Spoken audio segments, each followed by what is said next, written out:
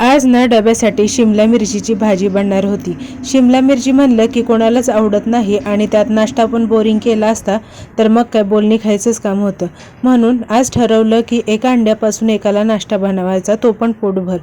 आता मी तुम्हाला रेसिपी सांगते। एक अंडं घ्यायचं उकडून आणि ते कट करायचं आणि भरपूर कांदा घ्यायचा, बारीक कट करायचा, तो तळायचा। त्याच्यामध्ये थोडंसं टोमॅटो टाकायचं, जर असेल तर, कंपल्सरी नाही आहे। कोथिंबीर टाकायची आणि चटणी मीठ टाकायचं, हळद टाकायची आणि थोडासा चटपटीत आणि झणझणीत व्हावं म्हणून गरम मसाला थोडीशी चिमूटभर टाकायचं। हे सुद्धा ऑप्शनल आहे, पण आहे त्या कांदा टोमॅटो कोथिंबीरमध्ये आणि चटणी मिठामध्ये सुद्धा ही भाजी खूप छान लागते।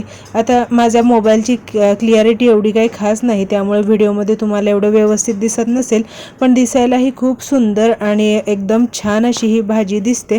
तुम्ही कधी ट्राय केली आहे का? मला नक्की कमेंट करून सांगा आणि नसेल केली ना तर एकदा मिस्टरांसाठी किंवा मुलांसाठी टिफिनसाठी बनवून बघा, आवडीने खातील। ही भाजी ब्रेड सोबत सुद्धा खूप छान लागते, चपाती सोबत सुद्धा खूप छान लागते आणि बनवली तर मला सांगा कशी बनली ती।